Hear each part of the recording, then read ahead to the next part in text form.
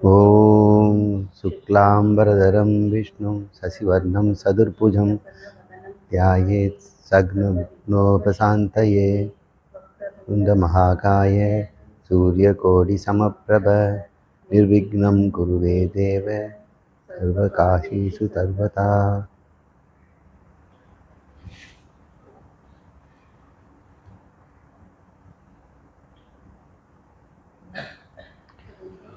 சீதக்கலப பாடல் பாடுவோம். சீதக்களப செந்தாமரை பூம்பாத சிலம்பு பல இசை பாட பொன்னரை ஞானும் பூந்துகிலாடையும் மன்னமருங்கில் வளர்ந்தழகெரிப்ப பேழை வயிறும் பெரும்பர கோடும் வேழ முகமும் விளங்கு சுந்தூரம் அஞ்சு கரமும் அங்குச பாசமும் நெஞ்சில் குடிகொண்ட நீலமேனியும் நான்றவாயும் நாலிரு புயமும் மூன்று கண்ணும் மத சுவடும் இரண்டு செவியும் இலங்கு பொன்முடியும் திரண்ட முப்புரி நூல் திகழொளி மார்பும் சொற்பதங் கடந்த துரியமை ஞான அற்புதன் ஈன்ற கற்பக களிரே முப்பழம் நுகரும் மூஷிக வாகன இப்பொழுதென்னை ஆட்கொள்ள வேண்டி தாயாய் எனக்கு தான் எழுந்தருளி மாய பிறவி மயக்கம் அறுத்து திருந்திய முதல் ஐந்தெழுத்தும் தெளிவாய் பொருந்தவே வந்தென் உளந்தனில் புகுந்து குருவடிவாகி குவலயம் தன்னில் திருவடி வைத்து திறம் இது பொருள் என் வாடா வகை தான் மகிழ்ந்தென கருளி கோடாயுதத்தால் கொடுவினை களைந்தே உவட்டா உபதேசம் புகட்டி என் செவியில் தெவிட்டாத ஞான தெளிவை குரன் தன்னை அடக்கும் உபாயம் இன்புறு கருணையின் இனிதென கருள் கருவிகள் ஒடுங்கும் கருத்தினை அறிவித்து இருவினை தன்னை அறுத்திருள் கடிந்து தலமொரு நான்கும் தந்தென கருளி மலமொரு மூன்றின் மயக்கம் மறுத்தே ஒன்பது வாயில் ஒரு மந்திரத்தால் ஐம்புல கதவை அடைப்பதும் காட்டி ஆராதாரத்து இசை நிலையும் பேரா நிறுத்தி பேச்சுரை அறுத்தே இடை பிங்கலையின் எழுத்தறிவித்து கடையில் சுழுமுனை கபாலமும் காட்டி மூன்று மண்டலத்தின் முட்டிய தூணின் நான்றெழு பாம்பின் நாவில் உணர்த்தி குண்டலி அதனில் கூடிய அசபை விண்டெழு மந்திரம் வெளிப்பட உரைத்து மூலாதாரத்து மூண்டெழு கனலை காலால் எழுப்பும் கரித்தறிவித்தே அமுத நிலையும் ஆதித்தன் இயக்கமும் இடை சக்கரத்தின் ஈரெட்டு நிலையும் உடற் சக்கரத்தின் உறுப்பையும் காட்டி சண்முக தூலமும் சதுர்முக சூக்கமும் எண்முகமாக இனிதென கருளி பொரியட்ட காயம் புலப்பட எனக்கு தெரியட்டு நிலையும் தெரிசன்னப்படுத்தி கருத்தினில் கபால வாயில் காட்டி இருத்தி முத்தி நிதன கருளி என்னை அறிவித்து எனக்குருள் செய்து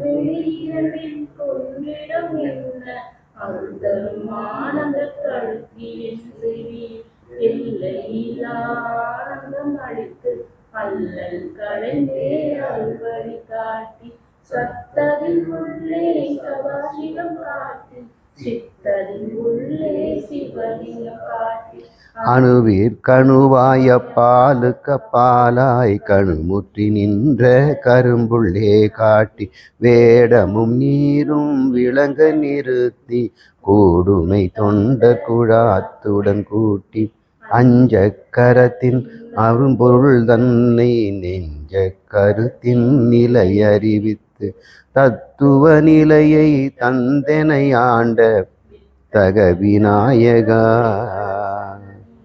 விரைகடல் சரணே. 26வது வரியிலிருந்து நாம் பொருள் பார்ப்போம். தெவிட்டாத ஞான தெளிவையும் காட்டி, முதல்ல உகட்டா உபதேசம் புகட்டி என் செவியில் தெவிட்டாத ஞான தெளிவையும் காட்டி, ஐம்புலன் தன்னை அடக்கும் உபாயம் இன்புறு கருணையின் இனிதி எனக்கு அருளி, கருவிகள் ஒடுங்கும் கருத்தினை அறிவித்து இருவினை தன்னை அறுத்து இருள் கடிந்து அப்படின்னு இதுவரைக்கும் பார்ப்போம். இந்த விநாயகர் அகவலை ஒரு வரிசை கிரமமான பாடமாக நம்ம எடுத்துக்க முடியாது. முன்ன பின்ன மாற்றி மாற்றி தான் சொல்லுவாங்க. பின்னாடி சொல்ல வேண்டியது முன்னாடியே சொல்லுவாங்க, முன்னாடி சொல்ல வேண்டியது பின்னாடி சொல்லுவாங்க. நடுவில் திடீர்னு வேற ஒரு சாப்டர் அத்தியாயமே நுழையும்.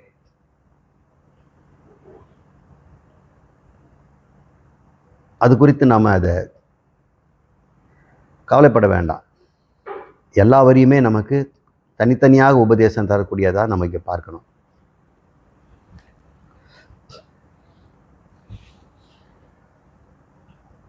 ஓட்டா உபதேசம் புகட்டி என் செவியில் தெவிட்டா ஞான தெளிவையும் காட்டி அப்படின்றார்.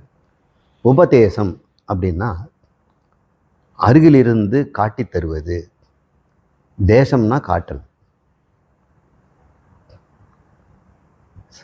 இந்திரோட தேக் அப்படிம்பாங்க, அது பார் அப்படின்னு. தேக்கோ தேசம் அப்படின்னா காட்டி கொடுத்தல். உபதேசம்னா பக்கத்துலேருந்து காட்டி கொடுத்தல். எங்கோ ரிமோட்லேருந்து யூடியூப்பில் பேசுறது இல்லை. அதனால் இந்த உபதேசம்லாம் நீங்கள் நேராக தான் குருக்கிட்ட கேட்டு தெரிஞ்சுக்கணும். நம்ம செய்யக்கூடிய இந்த தாரகம், தகராகாய யோகம், குண்டலினி யோகம், இதில் லய யோகம் இருக்குது, ஹட யோகம் இருக்குது, ராஜயோகம் இருக்குது, மந்திர யோகம் இருக்குது. 4 யோகமும் சேர்ந்து தான் அம்மா பேசுகிறாங்க, ஔவையார். மந்திர யோகத்தையும் தெரிஞ்சுக்கணும். அது சோகம் பாவனைன்னு சொல்லுவாங்க. சோகம் சோகம்ங்கிற மந்திரத்தை, அது மந்திரம் வாயால் சொல்லக்கூடாது சோகம்னு. மூச்சு காற்றே அந்த மாதிரி சவுண்டு தான் கொடுக்கும். உங்கள் மூச்சு காற்று சோகம், உள்ளே இழுத்து வெளியே விட்டோம்னா சோகம் அப்படின்னு சவுண்டு வரும். அதனால் அதுக்கு அது ஒரு ஜபம். ஓங்காரத்தை ஜபம் பண்ணுற மாதிரி, நமசிவாய ஜபம் பண்ணுற மாதிரி. ச அகம் அப்படின்னு அர்த்தம். சனா அவன், அவன்னா மேலே இருக்கிறானே அவன், பகவான் அப்படிதான் அர்த்தம். இல்லை தினமும் பரோட்சமாக எங்கேயோ இருக்கிற மாதிரி சொல்கிறார். எங்கேயோ இருக்கிற, அது வந்து ச அப்படின்னா பரோட்சமாக கேள்விப்பட்டவன் கடவுள் எங்கேயோ இருக்கிறான். அகம்னா நான், எங்கேயோ கேள்விப்பட்டவன் கடவுள் கடவுள்னு, அது நான். இது அபரோட்சம். நான் எனக்கு எப்பவுமே அபரோட்சம்தான். இன்னொருத்தர் சொல்லி நான் தெரிஞ்சிட்டேனா, இன்னொருத்தர் சொல்லி தெரிஞ்சால் அது பரோட்சம். நீங்கள் எங்கேயோ போயிட்டு வந்தீங்க, காசி எல்லாம் நல்லா இருக்குதுன்னு சொல்கிறீங்க, எனக்கு அது தெரிஞ்சிடுச்சு, ஆனால் பரோட்சமாக தான் தெரிஞ்சிருது. நான் ஒரு தடவை போயிட்டு வந்து பார்த்தேன்னா அது அபரோட்சம். இப்போ கடவுள் நமக்கு எல்லாருக்கும் எப்படி இருக்கிறாரு? யாரோ சொன்னாங்க பெரியவங்க, சாமி கும்பிடுங்க, கோயில் போங்க, அப்போ அவர் பரோட்சமாக இருக்கிறார். யாரோ சொல்லி கடவுள் இருக்கிறார், அது ச. அப்படிப்பட்ட ஒன்று பரோட்சமாக இருக்கின்ற கடவுள் அபரோட்சமான நானே அப்படிங்கிறது தான் இந்த மூச்சு காத்தே சொல்லுதான். உன் மூச்சு காத்தே ச அகம், அவனே நான், அவனே நான் அப்படின்னு. இந்த மந்திரம் எப்படி இருக்குது? வாய் திறந்து சொல்ல வேண்டியது இல்லைல்ல, எண்ண வேண்டியது இல்லைல்ல, மீனிங் புரிய வேண்டியது இல்லைல்ல. அதுக்கு லாங்குவேஜ் கிடையாதுல்ல, இங்கிலீஷு சமஸ்கிருதம். நாய் கூட சோகம் தான் மூச்சு விடுது. அர்த்தம் தெரிஞ்சுட்டா அது மந்திரம் பெரும் பலனை தருது. இதுக்கு மேலே பலன் உங்களுக்கு வேணுமா? எல்லா மந்திரமும் என்னென்னவோ பலன் தருது. சோகம்னு ஒரு மந்திரம் என்ன தருது? சோகத்தையும் நிற்குது, ஒன்று அவனாக்கிடுது. அப்போ இந்த மாதிரி ஒரு மந்திரம் உலகத்துலேயும் கிடையாது. இதுக்கு நிகரான மந்திரமும் கிடையாது. இது தருகிற பலனுக்கு மேலான ஒரு பலனும் கிடையாது. அது பேர் அஜபா அப்படின்னு பேர். ஜபிக்காமல் ஜபிப்பது. வாய் திறந்து ஓம் நமசிவாயின்னு சொல்லாமலே நீ தூங்கும்போதும் இதை தான் சொல்கிற, முடிச்சிட்டு இருக்கும்போதும் சொல்கிற, படித்தவனும் இதான் சொல்கிறான், படிக்காதவனை தான் சொல்கிறான், நாயும் அதான் சொல்லுது, கொசு கூட அதான் சொல்லுது. அது மூச்சு விட்டுது. மூச்சு விடுற எல்லா உயிரினங்களும் நான் கடவுள்னு சொல்லிட்டு இருக்கு. இது பேர் அஜபா மந்திரம் பேர். ஜபான்னா ஜபிக்கிறது, அஜபானா இது வந்து அசபை அப்படிங்கிறாங்க. தமிழில் அப்படி சொல்கிறாங்க. பின்னாடி அதை பார்ப்போம். இப்போ உபதேசம்னா என்னன்னு பாருங்க. இந்த மந்திர யோகத்தில் இந்த சோகங்கிற மூச்சு காத்தே உண்மையை சொல்லுது அப்படின்னு சொல்லி கொடுத்து, இந்த சோகம் பாவனையிலேயே ஒருவன் சுவாசத்தை செய்கிறான்னு வைங்க, கும்பகரேஷங்கள்லாம் வேண்டாம், மூச்சு விடும்போதே நான் கடவுள் தான் அப்படின்னு எவனும் ஒருத்தன் தெரிஞ்சிருச்சோ அவன் வந்து மந்திர யோகத்தில் இருக்கிறான். இவன் தன் பிராணபந்தனம் சொல்லக்கூடிய இந்த பிராணன் சொல்லக்கூடிய மூச்சு காத்தினால அலைப்பாயின்ற மூச்சு காத்தை ஒழுங்குபடுத்தினா அலைப்பாய்கின்ற மனமும் ஒழுங்காயிடுவான். மனம் ஒழுங்காக இருந்ததுன்னா மூச்சு காற்று ஒழுங்காக இருக்கு. நீங்கள் மும்முரமாக கோலம் போடுறீங்க, ரொம்ப நுணுக்கமான ஒரு ஊசியில் நூல் கோக்குறீங்க, நீங்கள் மூச்சு விடுவீங்களா? துப்பாக்கி கையில் வச்சுக்கிட்டு குறி பார்க்குறீங்க, மூச்சு விடுவீங்களா? மூச்சு நின்றுடும். அப்போ மனசு எப்படி இருக்கும்? அலைபாயுமா? ஊசிக்குள்ளே போகிறது மட்டும்தான் நமக்கு கவனம் இருக்கும். எப்போ நீங்கள் ஒரு நுணுக்கமான மனசை கவனிக்கிறீங்களோ, மனசு ஒருமுகப்படுதோ, ஒரு புள்ளியில் குவிதோ, அப்போ மூச்சு நின்றுடும். நீங்கள் மூச்சை நிறுத்தினா ஒரு வேளை மனசும் ஒருமுகப்படும். ரெண்டும் ஒன்றுக்கு ஒன்று தொடர்பு இருக்குது. அதனால் கும்பகம் அப்படின்னு ஒரு முறை இருக்குது. மூச்சு காற்றை உள்ளே இழுத்து உள்ளே வச்சிருக்கணும், அப்புறம் விடணும். அந்த உள்ளே பிடிச்சிருக்கும்போது எல்லாருக்கும் உயிர் வர இருக்கும்ல.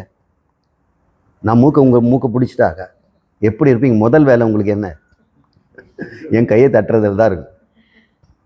அப்போ நீங்களே உங்கள் மூச்சை நிறுத்தினாக்கா முதல் வேலை என்ன? உயிர் பயம் வந்துடும். அப்போ நீங்களே உங்கள் உயிர் பயத்தை போக்கிக்கிறீங்க. நான் எப்போ வேணாலும் மூச்சு விடுவேன்ல அப்படின்னு உங்களுக்கு தைரியம் வருது, என்னால் வாழ முடியும். இப்போ கும்பகம் பண்ணும்பொழுது கவனம் அந்த மூச்சில் தான், மன அலைபயாது. 1000 கவலைகள் இருந்தாலும் ஒரே ஒரு நாடி சுத்தி பிராணாயாமம். அதுக்கு முன்னாடி இந்த நாடிகளெல்லாம் ஒழுங்கு செய்கின்ற இந்த கும்பக பிராணாயாமம், இது ரெண்டுத்தையும் செய்யுங்க. பகிர் கும்பகமாக இருக்கட்டும், அந்தர் கும்பகமாக இருக்கட்டும். அதாவது சுவாசத்தை வெளியே விட்ட பிறகும் நிறுத்தணும், உள்ளே எடுத்துக்கூடாது. உள்ளே எடுத்த பிறகும் உடனே வெளியே விடக்கூடாது, நிறுத்தணும். இப்படி என்னும்போது கவனம் நம்பரில் இருக்கும். குரு சொன்னார் 4 4 6. 4 உள்ளே இழுத்தோம், 4 உள்ளே வச்சோம், 6 வெளியே விட்டோம். இல்லை 8 உள்ளே இழுப்போம், 8 உள்ளே வைப்போம், 16 வெளியே விடுவோம்.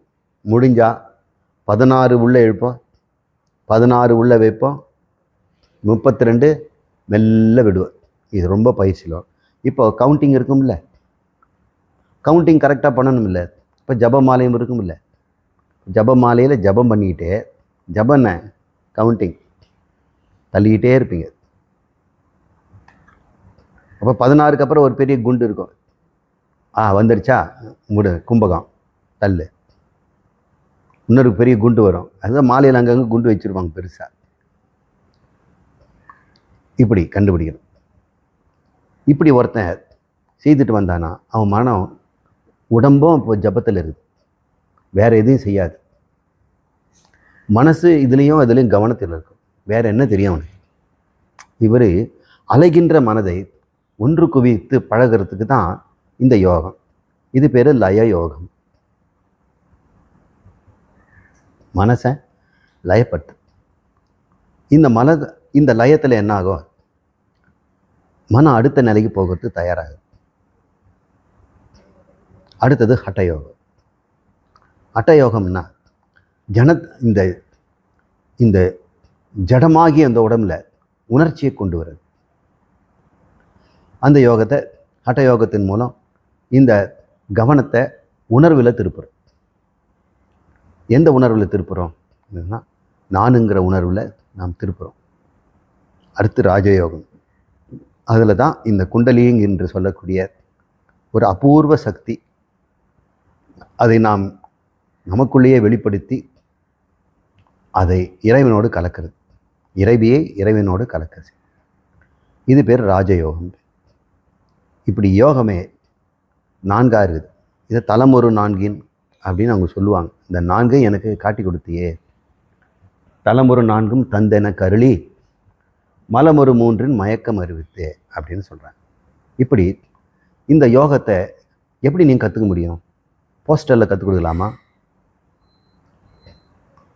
உபதேசம் பக்கத்தில் இருக்கணும். தப்பு வந்துடக்கூடாது. நீ உணர்ந்தியா அப்படின்னு அவருக்கு தான் தெரியும். நீ பொய் சொன்னாலும் தெரிஞ்சது. நான் உணர்ந்துட்டேன் சுவாமி அப்படின்னு குரு கண்டுபிடிச்சிடுவார். அதுக்கு உண்டான குறிகள்லாம் அவருக்கு தெரியும். இதனால் இது பேர் உபதேசம். இப்படி ஔவையார் சொல்கிறாரு, கணபதி பிள்ளையாரே, எனக்கு நீயே கிட்ட வந்து எனக்கு நீ சொல்லி கொடுத்துட்டியே, கருவிகள் அந்த தெவிட்டாத ஞான தெளிவு, இந்த சோகங்கிறதுலையே ஞானம் கொடுத்துட்டார். நீ தான் கடவுள். அது எப்படி நான் தான் கடவுள் அப்படின்னா, சரிப்பா கடவுள் எப்படி இருப்பார் நீ சொல்லு. நீங்கள் ராமர் தான் கடவுள் வைங்கள. கையில் வில்லு வச்சிருக்கிறாரு, இன்னொரு கையில் அம்பு வச்சிருக்கிறாரு, அப்புறம் கிரீடம் வச்சிருக்கிறாரு. இல்லைன்னா அம்பம் பிடிச்சிட்டு கையாலே அனுமன் தலையில் அப்படி அருள் தராரு. எப்படியோ நீங்கள் வச்சுக்கோங்க, ராமரை பார்த்துட்டீங்க. இல்லைன்னா கிருஷ்ணன் வச்சுக்கோங்க, அவர் கிரீடம், அதில் மயில் பீலி, அவருடைய மஞ்சள் பீதாம்பரம், இடுப்பில் நல்ல அழகான பட்டு அஸ்திரம், கையில் காப்பு, வளையல், ஆரம், மாலைகள், புல்லாங்குழல் எல்லாம் இடுப்பில் சுருக்கிட்டு இருப்பார் அவர். இன்னொரு பக்தன் இருக்கிறான் பக்கத்தில். நீங்கள் தான். நீங்கள் எப்படி இருக்கீங்க? ஆஞ்சநேயர் மாதிரி ராமர் கீழே முட்டிக்கால் போட்டுட்டு, உங்களை தவிர எனக்கு வேறு ஒரு பாக்கியம் அதுவே கிடையாது, எது செய்தாலும் உங்களுக்காக, அதில் ஏதாவது லாப நஷ்டம் வந்ததுன்னா அது நீங்கள் கொடுத்ததான் நான் எடுத்துக்குவேன் அப்படின்னு வாழ்கின்ற ஒரு கர்மயோகி. அவன் ஞானி, அவன் இருக்கிறான். இவங்க 2 பேரும் கடவுள் பக்தன் அப்படின்னு தானே சொல்கிறீங்க. நான் என்ன பண்ணுறேன், 2 பேருடைய உடம்பையும் நீக்கிடுறேன். அனுமன் உடம்பை நீக்கிட்டேன். இந்த இறைவன் இருக்கிறாரு கண்ணன், அவருடைய கிரீடம், தலப்பா, இடுப்பில் இருக்கிற புல்லாங்குழல் எல்லாத்தையும் நீக்கிட்டேன். நீங்கள் இந்த மாதிரி 2 பேரும் எல்லாம் போயிடுவாங்களா? உடம்பு நீக்கினா உள்ளம் இருக்குமில்ல. அப்போ ஆஞ்சநேயர் உள்ளம் இருக்குது, இங்கே இறைவனோட உள்ளம் இருக்குது. இந்த உள்ளத்துலேயும் ரொம்ப வித்தியாசம் இருக்குது. இவன் தாசன், இவன் எஜமானன் இல்லையா? இவன் தாசன். தாசன்னா வேலைக்காரன். தாஸ் அப்படின்னு போட்டாலே வேலைக்காரன் அர்த்தம். கிருஷ்ணதாஸ், கண்ணதாஸ், காளிதாஸ் அப்படின்னா காளிக்கு வேலைக்காரன், கண்ணனுக்கு வேலைக்காரன் கண்ணதாசன், பாரதிக்கு வேலைக்காரன் பாரதிதாசன். இப்படி தாசன்னாலே வேலைக்காரன் அர்த்தம். இவன்கிட்ட தாச உள்ளம், இவனுக்கு தாசியம், எடுத்து கொடுத்துருவேன். அப்படிப்பட்ட உள்ளம் இவனுக்கு இருக்குது. இந்த உள்ளத்தையும் நம்ம எடுத்துடுறோம். 2 பேர்கிட்டே அந்த உள்ளத்தை பிடிங்கிட்டோம். இப்போ மிச்சம் ஏதாவது இருக்குமா? நம்ம அப்படின்னு நினச்சிட்டு இருக்கிறோம். அனுமனுடைய ஆத்மா நீக்கம், இறைவனுடைய ஆத்மா நீக்கம் இல்லை, இருமை இருக்கும்ல. இப்போ அதை பிடுங்க முடியுமா? முடியாது. இப்போ எதெல்லாம் நீங்கள் நீக்கினீங்களோ அது பேர் நேத்தி. இது வல்ல, இது வல்ல அப்படின்னு. இப்போ இவரும் நேர்த்தி பண்ணிட்டோம், இவரும் நேர்த்தி பண்ணிட்டோம். இப்போ பாருங்கள், ஆஞ்சநேயருக்கு ஆத்மா தானே முக்கியம், உடம்பு முக்கியமா, உள்ளம் முக்கியமா? கண்ணனுக்கு உடம்பு முக்கியம், உள்ளம் முக்கியமா? ஆத்மா தானே முக்கியம். ஆத்மா இருந்தால் தானே இதெல்லாம் விற்க முடியும். செவ்வறு இருந்தால் தானே நீங்கள் கேரக்டர் மாட்டுவீங்க. இங்கே ஆத்மா இல்லைன்னா உள்ளத்தை எங்கே மாட்டுவீங்க? இப்போ 2 பேருடைய உள்ளத்தையும் நீக்கிவிட்டு 2 பேருடைய உடலையும் நீக்கிவிட்டால் எஞ்சி இருப்பது என்ன? 2 ஆத்மா. 2 ஆத்மாவா? ஆத்மா வேறுபடுத்துறதுக்கு உனக்கு என்ன இருக்குது? உள்ளத்தை வேறுபடுத்திடலாம், இவன் தாசன், இவன் எஜமானன். உடம்பை வேறுபடுத்திடலாம், இவன் குரங்கு, இவன் மனிதன். வேறுபாடுகளை நீக்கிட்டோம். ஆத்மாவில் என்ன வேறுபாடு இருக்குது? இது குட்டி ஆத்மா, அது பெரிய ஆத்மான்னு சொல்ல முடியுமா? உடம்பு இருந்தால் தானே குட்டி ஆத்மா.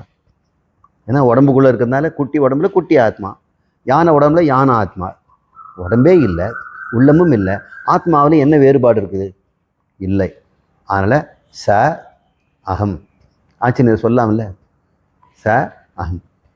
இந்த உபதேசம் எனக்கு சொல்லிக் கொடுத்த தெவிட்டாத ஞானம், தெளிவையும் காட்டி. உவட்டா உபதேசம். உவட்டுறதில்லை. அமிர்தம் குடித்தா கூட உவட்டிடும் அளவுக்கு மேலே. குழந்தைங்களுக்கு அம்மா ஆசைப்பட்டு பால் கொடுத்துருவார், அப்படியே கக்கிடும். அவ்வளோ வேதனையாக இருக்கும். ஐயோ வயிறு முட்டை குடிச்சிதே, எந்த திருஷ்டி பட்டுடுச்சோ அப்படியே கக்கிட்டானே அப்படின்னு. பால் கூட தெவிட்டிடுது, தேன் தெவிட்டிடுது. ஆனால் இந்த உபதேசம் எனக்கு தெவிட்டவே இல்லை, ஓட்டவும் இல்லை, வாந்தி எடுக்கவும் முடியாது.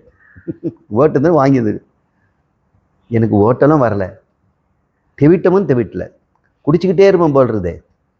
சோகம் சோகம்னு அப்படின்ற ஒரு தெவிட்டா ஞானத்தை விநாயகா எனக்கு கொடுத்துருக்கியே. அதனால் எனக்கு என்னாச்சு? இந்த உடலும் உள்ளமும் என் கையில் வந்து வசமாயிடுச்சு. நான் இதுக்கு முன்னாடி அதன் வசத்தில் நான் இருந்தேன். நான் என்னமோ ஆத்மா, நான் இந்த உடம்புக்குள்ளே இருக்கிறேன் அப்படின்னு தான் நீங்கள் நினைக்கிறீங்க. எல்லாம் நானுங்கிறதெல்லாம் எங்கே இருக்கிறீங்க? நீங்கள் எங்கே இருக்கிறீங்க? உடம்புல தானே இருக்கிறீங்க.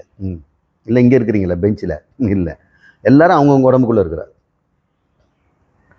உடம்பு சொல்கிறதெல்லாம் நம்ம கேட்டோம். உடம்புக்கு அரிப்பு வந்து நம்ம சொரிகிறோம். உடம்புக்கு வலி வந்து நம்ம மருந்து கடைக்கு ஓடுறோம்.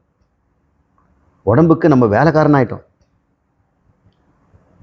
உடம்பு அலங்காரம் பண்ணி சொன்னால் அலங்காரம் பண்ணி, உடம்பு வலி வந்துடுச்சுன்னா அழ ஆரம்பிச்சிடும்.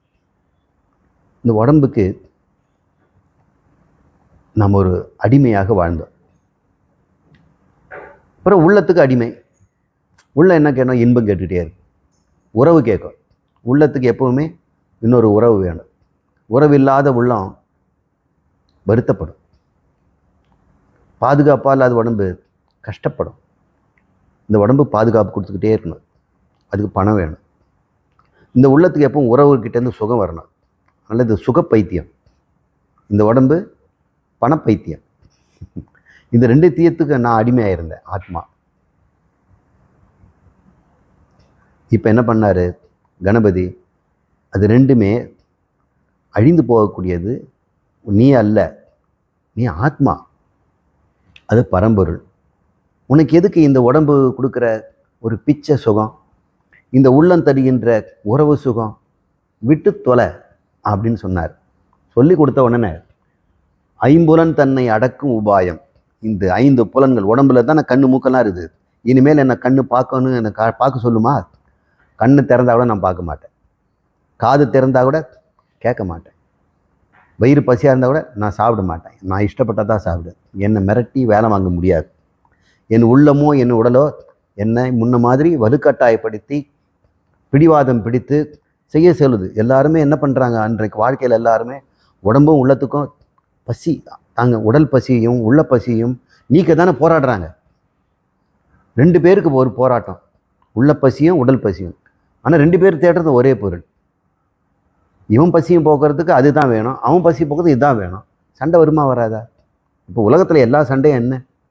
உடல் பசியும் உள்ள பசியும் கொடுக்குற பொருள் கொஞ்சமாக இருக்குது, பசியோ அதிகமாக இருக்குது. கமாடிட்டி கம்மியாக இருக்குது, டிமாண்டு அதிகமாக இருக்குது. அப்போ பிஸ்னஸ் எப்படி ஓடும்? போட்டியில் ஓடுது. லேண்ட் வேல்யூ இன்க்ரீஸ் ஆகுது, கோல்டு வேல்யூ சொல்லவே முடியல, தாங்க முடியாது. இதெல்லாம் என்ன? எல்லாருக்கும் கோல்டு வேணும், பணம் வேணும், மதிப்பு குறைஞ்சி போச்சு. இதுலேருந்து இந்த அத்தனையும் என்னை அடிமைப்படுத்தி கொண்டிருந்தது. அதிலிருந்து விடுவிட்டு நான் அதன் எஜமானன் ஆகிவிட்டேன் அப்படின்னு ஔவையார் சொல்கிறாரு. ஐம்புலன் தன்னை அடக்கும் உபாயம், இன்புறு கருணையின் எனதே எனக்கு அருளி. இந்த உண்மையை சொன்ன பிறகு இந்த உடம்பும் உள்ளமும் கொடுக்குற இந்த பிச்சைக்கு நான் எடுக்கிற பிச்சைக்காரன் அல்ல. உடம்பே உள்ளமே உனக்கு ஆனந்தத்தை தருகின்ற ஊற்று நான் என்று நான் கண்டுபிடிச்சேன் அப்படின்னு சொல்கிறாங்க. அது இன்புறு கருணையின், அவருடைய கருணையினால் எனக்கு சொல்லி கொடுத்தாரு. அதனால் எனக்கு கருவிகள் வரும்பும் கருத்து கிடைச்சிது. கருவிகள்னா பேசுறது, இதான கருவி. புலன்கள்லாம் கருவி கிடையாது, அதெல்லாம் புலன்கள் விஷயத்தை கரைக்கிடுவேன். கருவிகள்னால் ஏதாவது ஒன்று செய்யும். இது எத்தனை வேலை செய்யும்? இது எவ்வளோ பெரிய கருவி தெரியுங்களா? இது கட்டிங் பிளேயரு, இது ஸ்க்ரூ டிரைவரு, இது ரெஞ்சு, இது ஸ்பேனரு, திருகம், முறுக்கம், அசுக்கம், எடுக்கும், வைக்கும், வரையும், வீணை மீட்டும். எத்தனை கருவி! இந்த மாதிரி ஒரு கருவி நீங்களே செய்ய முடியுமா? நம்ம கொடுத்துருக்கிறார். இந்த 5க்கு செய்யறத தான் நம்ம உலகத்தில் எல்லா கருவியும் பண்ணியிருக்கிறோம். எல்லா கருவியும் இதனுடைய எக்ஸ்டென்ஷன் தான். இந்த விரல் கைகளுடைய எக்ஸ்டென்ஷன். காலுடைய எக்ஸ்டென்ஷன் என்ன?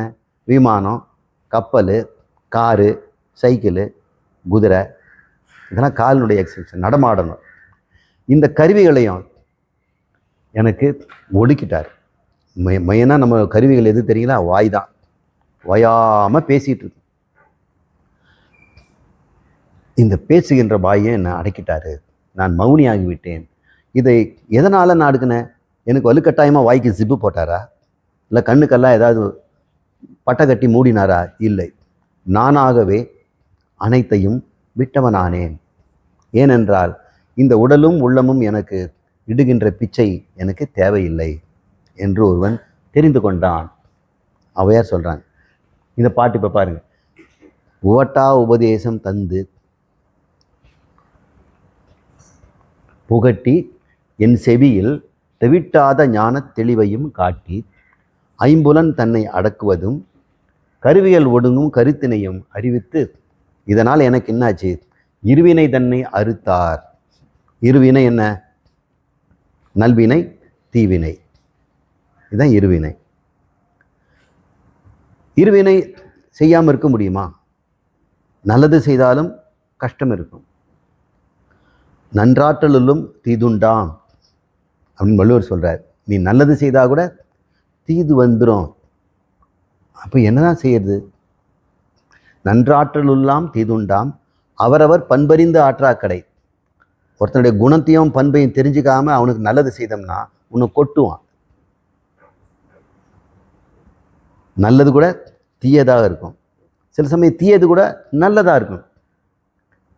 மருத்துவர் என்ன பண்ணுறாரு? வாளால் சுடினும் மருத்துவன் பால் மீளாத காதல் நோயாளன் போல் அப்படின்னு வள்ளுவர் சொல்கிறார். வாள் கத்தி எடுத்து நல்லா காய்ச்சி புண்ணு மேலே வச்சு போடுவாராம். ரத்தம்லாம் கட்டி ஒன்றா ஒட்டிக்கும். இப்போல்லாம் அப்படி தானே பண்ணுறாங்க. சர்ஜரி முடித்த உடனே உள்ள ரத்த குழாயில் அப்படி சேர்க்குறாங்க. ஒரு டார்ச் வச்சு சூடாக்கி தான் ஒட்ட வைக்கிறாங்க. இப்படி தான் சர்ஜரி மாடர்னாக பண்ணுறாங்க. அன்னைக்கு செய்கிறாங்க. வாளால் அறுத்து சுடினும், வாளால் வெட்டி அதனாலே சுடுறாரு, சுடினும் மருத்துவன் பால் தாழாத காதல் நோயாளன் போல். அந்த நோயாளனுக்கு அவன் மேலே அவ்வளோ அன்பான். வெட்டுறான், சுட வைக்கிறான். அப்போது இது தீது தான், ஆனால் நன்று. ஆனால் சிலது நன்று தான், தீது. அப்போ இருவினை உங்களை செய்யாமல் இருக்க முடியுமா? நீ ஒருத்தருக்கு நல்லது செய்தால் அவன் ஒருத்தருக்கு பிடிக்கிறது இல்லை, அவனுக்கு தீமையாயிடுது. இப்படி இருக்கிறதுனால இந்த இருவினையும் நான் விட்டு விட்டேன்.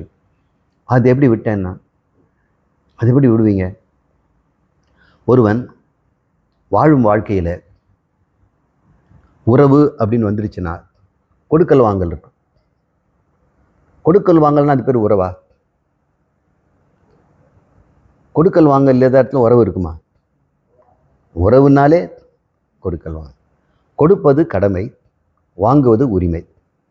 கடமையும் உரிமையும் இல்லைன்னா உறவே இருக்காது. 2 சகோதரர்கள் கொடுக்கல் வாங்கலே இல்லை, பேச்சுவார்த்தை இல்லைன்னா உறவு முறிஞ்சு போயிடும். உறவு இருக்கணும்னா என்ன வேணும்? கொடுக்கலும் வாங்கலும் இருக்கணும் இல்லையா? கொடுக்கல் வாங்கல் வந்தால் சமமாக இருக்கணும். எவ்வளோ கொடுத்தமோ அந்த அளவுக்கு வாங்கணும்.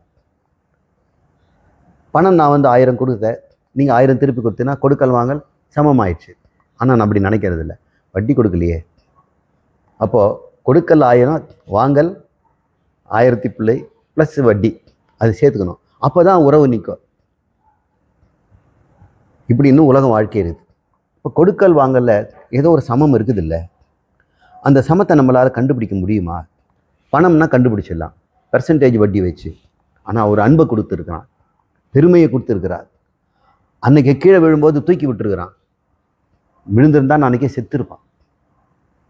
அதுக்கு என்ன நீங்கள் கைமாறு தர முடியுங்க? ஒருத்தனுக்கு கொடுத்ததை நீங்கள் திருப்பி கொடுக்க முடியுமா? அம்மா உங்களுக்கு பால் கொடுத்தா நீங்கள் அம்மாவுக்கு பால் கொடுக்க முடியுமா? திருப்பியே கொடுக்க முடியாது. அப்போ கொடுக்கல் வாங்கல் எப்படி இருக்கோ? கஷ்டமாக தானே இருக்குது. எப்படி நான் கைமாறு செய்வேன் அப்படின்னு தெரியுது. எப்பவுமே கொடுக்கல் வாங்கல் சமமாக இருக்காது. சமமாக இல்லைன்னா வரும் பிணக்கு ஏற்படும், உறவுக்குள்ள முறிவு ஏற்படும். நான் எதிர்பார்க்காம தான் செய்தேன் அப்படின்னு சொல்லுவாங்க, ஆனால் தேங்க்ஸ் கூட சொல்லலையே அப்படின்னு சொல்லுவாங்க. மனித புத்தி இப்போ எப்படி இந்த இருவினைன்னு சொல்லக்கூடிய பாவம் புண்ணியம் அல்லது நல்ல கருமம் தீய கருமம் எப்படி உண்டாகும்? கொடுக்கல் வாங்கல் இருந்தால் தானே வரும். எப்பொழுது ஒருவன் கொடுக்கல் வாங்கலை விட்டு விட்டானோ, எனக்கு யாரும் கொடுக்க வேண்டாம், நான் யாருக்கும் கொடுக்க வேண்டிய அவசியமும் இல்லை அப்படின்னு ஒருத்தன் வாழ முடியுமா? அவனுக்கு கடமையே இல்லை. கொடுக்கல்ன்றது கடமை, உரிமைங்கிறது வாங்கல், தரவும் பெறவும் அவசியமே இல்லாமல் ஒருத்தன் வாழ்ந்தானா அது பேர் சந்நியாசம்னு பேர். சந்நியாசி கடமையும் விட்டான், உரிமையும் விட்டான். ஆனால் இல்லறவாசி எப்படி வாழணும்? கர்மயோகியா இருந்தால் கடமையை வைத்துக்கொண்டு உரிமையை தியாகம் செய்ய வேண்டும். அப்போ தியாகம்ங்கிறது என்னன்னு கேட்டால் உரிமையை விட்டு தருதல், கடமையை விடாமல் செய்தல். ஆனால் சன்னியாசிக்கு கடமையும் கிடையாது. ஆனால் இந்த கொடுக்கல் வாங்கல் அவனுக்கு இல்லவே இல்லை. இருவினை தன்னை அறுத்து என்னை சன்னியாசி ஆகிட்டேன். இப்போ சன்னியாசி ஆகிட்டேன்னா இந்த அன்பு முறிவு எப்போ வருது? கொடுக்கல் வாங்கல் பிரச்சனையாக இருக்கும்போது தானே. ஒருவேளை கொடுக்கல் வாங்கல் என்னன்னாக்கா அன்பு இருக்காதா? எப்படிப்பட்ட அன்பு இருக்கும்? அளவற்ற அன்பு இருக்கும். அன்கண்டிஷனல் லவ், நிபந்தனையற்ற அன்பு இருக்கும். நிபந்தனையற்ற அன்பு யாருக்கு முடியும்? சன்னியாசியால் மட்டும்தான் முடியும். இன்னும் சன்னியாசி வெட்டியாக வாழ்ந்துகிட்டு இருக்கிறவன், ஊர் காசில் உழைக்க தின்றவன் அப்படின்னு நினைச்சிடாதீங்க. கடவுளுக்கு நிகரானவன், நிபந்தனையற்ற அன்பு உடையவன். அதுதான் சன்னியாசத்தினுடைய வெளிப்படையான அடையல் அப்படின்னு புரிஞ்சுக்குங்க. ஔவையார் அதை தான் சொல்கிறேன். இருவினை தன்னை அறுத்து இருள் கடிந்து. எனக்கு இது தெரியல, குழம்பி போயிருந்தேன். அந்த இருட்டை அவங்க நீக்கிட்டாங்க. எப்படி நினைத்தாங்க? என்னுடைய உபாதிகளை எல்லாம் நீக்கி என்னை இறைவனோடு ஒன்றாக்கி விட்டார்கள் அப்படின்னு புரிஞ்சுக்கிட்டோம். தலமொரு 4 தந்து எனக்கு அருளி மலமொரு 3 மயக்கம் அறுத்தே. இந்த 2 லைன் பார். தலமொரு 4 அப்படின்னா சிலர் சரியை, கிரியை, யோகம், ஞானம்னு சொல்கிறேன். நான் மாற்றி உபனிஷத்தில் இப்படி சொல்லிடுது. 4 ஸ்டேஜ். முதல்ல சோகம் பாவனை, ஞான நிலை, அது மந்திரம், அஜபா மந்திரம், மந்திர யோகம், அப்புறம் லய யோகம், மனதை ஒருமைப்படுத்தி அமனிய பாவத்தில் கொண்டு வர்றது. அதுக்கப்புறம் ஹடயோகம், புலன்களையும் இந்திரியங்களும் கட்டுப்படுத்துவது. கடைசியாக ராஜயோகம், குண்டலினி என்று சொல்லக்கூடிய அபூர்வ சக்தியை சிவனுடன் சேர்த்தல். இது ஒன்று. இந்த 4 தலங்களையும் எனக்கு காட்டி கொடுத்து பூரணமாக, ஏன்னா உபனிஷத் சொல்லுது, தாரகோ உபனிஷத்து, முக்திகோபனிஷத்து, இதெல்லாம் இது சொல்லப்பட்டிருக்கு. இதெல்லாம் இந்த குண்டலினி யோகெல்லாம் அங்கே சொல்லியிருக்கிறாங்க. குண்டலினிங்கிற வார்த்தை அங்கேருந்து தான் வருது. இந்த குண்டலம் மகர குண்டலம்னு சொன்னேன். மகரம்னா கடலில் வாழ்கின்ற ஒரு மீன். அதை வளைஞ்சி 1.5 சுற்று சுற்றுவான். ஒரு சுற்று சுற்றி அதை வந்து அரை சுற்று சக்கி அந்த முனையை கொண்டாந்து முதல்லையே சேர்த்துருவார். பாம்பு தன் வாலை பிடித்திருப்பது போல் அப்படின்னு உபனிஷத் சொல்லுது. அப்படி தான் குண்டலி இருக்குது. அப்படின்னா என்ன? இந்த சக்தி திரட்டி சேமிக்க வைக்கப்பட்டிருக்கிறது மாத்திரை ரூபமாக வைத்திருக்குது. ஒரு துளி எடுத்து போட்டோம்னா அதனுடைய சக்தி அபாரமாக வெளிப்படுது. அதை உடைக்க முடியாமல் கெட்டியான ஒரு கொட்டை மாதிரி இருக்குது. அதை தான் நம்ம குண்டலின்னு சொல்லணும். அது என்ன அபூர்வ சக்தி அதில், இதையும் நம்ம சொல்லிடலாம். அபூர்வம் என்றால் நீங்கள் அறிந்திராதது அப்படின்னு அர்த்தம். இப்போ விஞ்ஞானிகளுக்கு சக்திகள்லாம் தெரியும், உங்களுக்கெல்லாம் கூட தெரியும். அடுப்புலேருந்து நெருப்புலேருந்து ஒரு சக்தி வருது, பல்புலேருந்து ஒரு சக்தி வருது, பேட்டரியிலேருந்து ஒரு சக்தி வருது, காற்றடித்தா ஒரு சக்தி வருது, தண்ணியை வீசினாக்கா சக்தி வருது. இப்படி அனல் சக்தி, புனல் சக்தி, வளி சக்தி, வலினா காற்று, இது மாதிரி சக்தியை நம்ம பயன்படுத்துகிறோமில்ல. அணுசக்தியை உண்டாக்கியிருக்கு நான். இப்போ மனித சக்தியும் இருக்குது, மிருகத்தை வச்சு வேலை செய்கிறது. மனித சக்தி, உடல் சக்தி, அனல் சக்தி, புனல் சக்தி, வலி சக்தி, அணுசக்தி, இதெல்லாம் நமக்கு தெரியும். எப்படிப்பட்ட சக்தியாக இருந்தாலும் அந்த சக்தியை விஞ்ஞானப்படி பார்த்தோம்னா 4ஆக பிரிக்கலாம். அது புவி ஈர்ப்பு விசை, அதில் நிறையீர்ப்பு விசைன்னு சொன்னால் கரெக்ட், கிராவிட்டி. இன்னொன்று மின்காந்த விசை, எலக்ட்ரோ மேக்னட்டிக் எனர்ஜி அல்லது விசை, ஃபோர்ஸ் அப்படின்னு சொல்கிறாங்க. மூன்றாவது அணுக்கருவில் இருக்கக்கூடிய விசை. இது ரெண்டும் அணுவுக்கு வெளியே இருக்கிறது. எது? கிராவிட்டிங்கிறது பூமி மாறிக்கிற பொருளுக்கு வெளியே இருக்கிறது. அணுவுக்கு வெளியே இருக்கிறது மின்காந்த விசை. எப்படி? அணுக்கு உள்ள 2 விசை இருக்குது. அது மென் விசை, வன் விசை, week force and strong force. இந்த வீக் ஃபோர்ஸ் அணுக்கருக்குள்ளே இருக்குது. இப்போ பாருங்கள், 4 விசைகள். அணுக்கருக்குள்ள 2 விசை, அணுக்கு வெளியே ஒரு விசை, புவி மாதிரி பெரிய அண்டத்துக்கு வெளியே ஒரு விசை. இப்படி விசைகள் 4 தரத்தில் இருக்குது. இப்படி தான் 4 இருக்குது. இதெல்லாம் பிரித்து மேய்ஞ்சாச்சு. இப்போ உங்களுக்கு நான் ஃபோர்ஸை பற்றி கிளாஸ் எடுக்க முடியாது, அடையாளம் காட்டுறேன். நமக்கு எல்லாருக்கும் தெரிந்த ஒரு பெரிய விசை, இந்த பிரம்மாண்டத்தில் இருக்கக்கூடிய விசை கிராவிட்டி தான். அந்த கிராவிட்டி தான் இந்த ஆகாயத்துக்குள்ளே நிரம்பி உள்ளே இருக்கிற அண்ட சராசரங்களையும் இயக்க வைக்குது.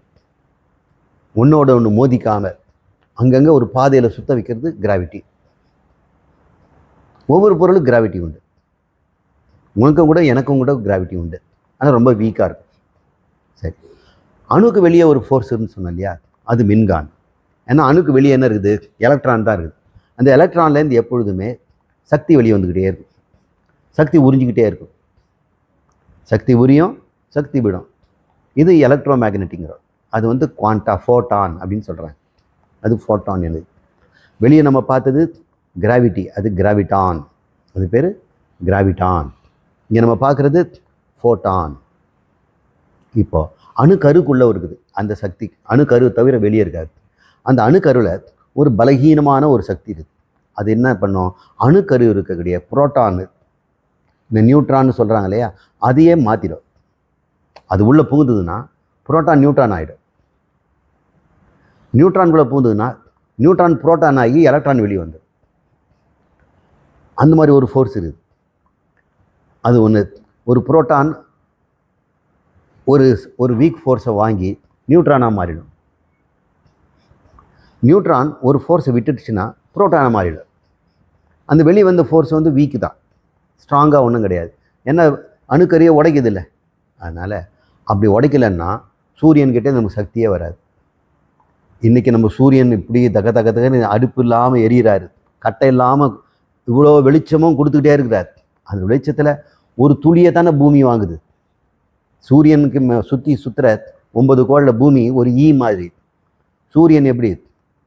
பிரம்மாண்டமான ஒரு உருண்டை, பலாப்பழம் மாதிரி வச்சிங்களேன் சூரியனை. ஒரு கொசு ரொம்ப தூரத்தில் சுற்றி வருது, அதுதான் பூமி. அந்த பூமியில் படுற வெளிச்சத்தில் நாம் இப்படி புழைச்சிக்கிட்டு இருக்கிறோம். அந்த ஒளி எவ்வளோ? இப்போ சூரியனோட ஒளி எவ்வளோ? அந்த ஒளி அத்தனையுமே இந்த வீக் ஃபோர்ஸ்ன்னு சொல்கிறோம் பாருங்கள், அதுதான் அணுக்கருவை உடைத்து பிளந்து சக்தியை வெளிப்படுத்துது. சரி, இந்த அணுக்கருவு பிளக்காமல் இருக்கிறதுக்கு ஒரு சக்தி வேணும் இல்லை? ஒருவேளை இவனை விட்டு வச்சா என்ன ஆவா? அணுவே இருக்காது. அதை பிடிச்சி வைக்கிறது ஒரு சக்தி, அது ஸ்ட்ராங் ஃபோர்ஸ். இப்போ strong force, weak force, photon, graviton. இவங்களுக்கு என்ன பேர் கொடுக்கறது? இவங்களுக்கு வீக் ஃபோர்ஸுக்கு போசான். அவங்க பேர் என்ன? போசான். இந்திய நாட்டுக்கே பெருமை. சத்யேந்திரநாத் போஸ் அப்படிங்கிற ஒரு பேரில் அது வச்சுருக்கிறாங்க. அவர் நோபல் பரிசெல்லாம் வாங்கலை. பெங்காலில் இருக்க ஒரு கணக்கு டீச்சர், ஐன்ஸ்டீன் தான் கண்டுபிடிச்சார். அங்கே ஒரு பையன் இந்தியாவில் இருக்கிறான், அடிமை நாட்டில், நம்மளெல்லாம் சாப்பிட்ருவான். இந்தியன்கிற ஒரு காரணத்தினால அவனுக்கு நோபல் பரிசு கொடுக்கல. ஆனால் அவர் ஸ்டாட்டிஸ்டிக்ஸில் போஸ் ஸ்டாட்டிஸ்டிக்ஸ்னு ஒன்று, அதை வைத்து தான் இன்றைக்கி இந்த அணுக்கருவில் சூரியனுக்கு காரணமாக இருக்கக்கூடிய அந்த வீக் ஃபோர்ஸுக்கு போசான் அப்படின்னு அவர் பேர் வச்சுருக்கிறாங்க. நம்மெல்லாம் பெருமிதம் கொள்ள வேண்டிய ஒரு தருணம் இது. உலகத்தில் இது யாரும் சொல்ல மாட்டேங்கிறாங்க. பாரத நாட்டிலே சொல்ல மாட்டேங்கிறாங்க. விஞ்ஞானிகள் கூட சொல்ல மாட்டேங்கிறாங்க. சரி, சாமியாராவது சொல்லட்டும். நான் சொன்னால் யாரும் கேட்கவும் மாட்டாங்க. நீங்கள் போய் சொல்லுங்கள். போசான். அப்போ அணுவை பிடிச்சி வைக்கிற கருவை, அது என்ன? அது என்ன? குளுவான். எத்தனை ஆண் சொன்னேன்? எல்லாம் பெண்ணா இல்லைன்னு பார்க்காதீங்க. குளுவான், போசான், ஃபோட்டான், கிராவிட்டான். இந்த 4 தான் நமக்கு தெரிஞ்சது. குண்டலினி எது? இந்த 4 ஒன்றா கிடையாது. அதனால் இது அபூர்வம். மனிதனால் எவ்வளோ கஷ்டப்பட்டாலும் முடியாது. அது பேர் பிராணன்னு பேர். குண்டலியில் இருக்கக்கூடியது என்ன? பிராணன். இந்த பிராணன்ற சக்தி இந்த ஸ்தூலமான அணு பிரபஞ்சம் இதுக்கு அப்பாற்பட்டது. ஆனால் ஆகாயத்தில் நிரம்பியிருக்குது. ஆகாயமே இதுதான். உண்மைன்னு சொன்னோம். நீங்கள் ஆகாயம் சொல்கிறீங்கல்ல, ஆகாயத்தில் ஆகாயம் நீங்கள் எது சொல்கிறீங்களோ அது பிராணனே, சக்தி களம் தான். இந்த வெற்றிடம் சூன்யம்னு சொல்லக்கூடிய ஆகாசம், மகா ஆகாசம், அது சக்தி களம். அந்த ஆகாசம்தான் இங்கே சின்னதாக உருண்டையாக நம்மக்கிட்ட சுருட்டி வச்சிருக்குது. அப்போ அதை உடைச்சோம்னா மகாகாசம் வெளிவரும். சரி, இந்த அளவுக்கு நம்ம புரிஞ்சுக்குவோம். இது மேலே போனோம்னா அது எப்படி உடைக்கிறது நீங்கள் கேட்க ஆரம்பிச்சிருவீங்க. அதெல்லாம் அது அடைக்காமலே நாம் அடைய வேண்டியதை அடைஞ்சிருவோம் வேதாந்தத்தில்.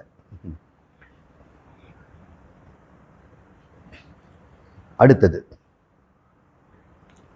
ஆராதாரத்து அங்கு இசை நிலையும் பேரா நிறுத்தி பேச்சுரை அறுத்தே இடைப்பிங்கலையின் எழுத்து அறிவித்து கடையில் சுழுமுனை கபாலமும் காட்டி 3 மண்டலத்தின் முட்டிய தூணின் 4 பாம்பின் நாவில் உணர்த்தி அப்படின்னு. அடுத்தது குண்டலினி வருது. அது முன்னாடியே சொல்லிட்டேன். வரிசை கிரமத்தில் இல்லை, நான் வரிசை கிரமத்தில் சொல்கிறேன். பாடலில் வரும்போது நீங்கள் அதை பிடிச்சிக்கங்க.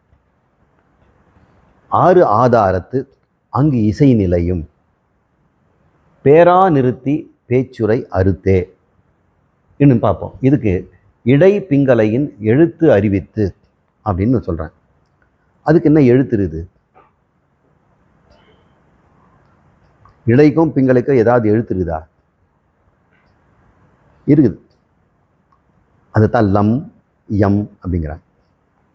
லம் யம் அந்த சப்தத்தை கொடுத்து இந்த இடையும் பிங்களையும் தனி நாடியாக ஓடிக்கிட்டு இருந்ததை, இது நான் சொல்கிறது நாடி, நீங்கள் சொல்கிறது நரம்பு இல்லை. நரம்பை நம்ம ஒன்றா சேர்க்க முடியாது. அது உடம்புல தனித்தனியாக தான் இருக்கும். அதை பேராசிம்பத்தட்டிக், சிம்பத்தட்டிக் நர்வ்ஸு, நடுவில் இருக்கக்கூடியதை நம்ம மிடுலா ஆப்லாங்கேட்டா அல்லது ஸ்பைனல் கார்டு அப்படின்னு சொன்னோம். இந்த 3ஐயும் ஒன்றா சேர்க்கணும். அது சூக்ஷ்மமாக. கற்பனை அதிகமாக இருந்தால் தான் இதை யோகெல்லாம் பண்ண முடியும். கற்பனை இல்லாதவங்களுக்கு யோகம் வராது. அப்புறம் இதெல்லாம் கற்பனையா சார்னா? ஆமாம், கற்பனை தான். கற்பனையாத எதுக்கு நான் செய்யணும்னா, நீ பந்தமாக இருக்கிறதே கற்பனை, நீ மனுஷன் நினச்சிக்கிட்டதே கற்பனை. கற்பனையில் தானே உடைக்க முடியும். மோட்சமும் கற்பனை, பந்தமும் கற்பனை, மோட்சமும் கற்பனை, குருவும் கற்பனை, சாஸ்திரமும் கற்பனை, யோகமும் கற்பனை. கற்பனையால் ஏற்பட்ட பந்தத்தை இந்த கற்பனையால் தான் உடைக்க முடியும்.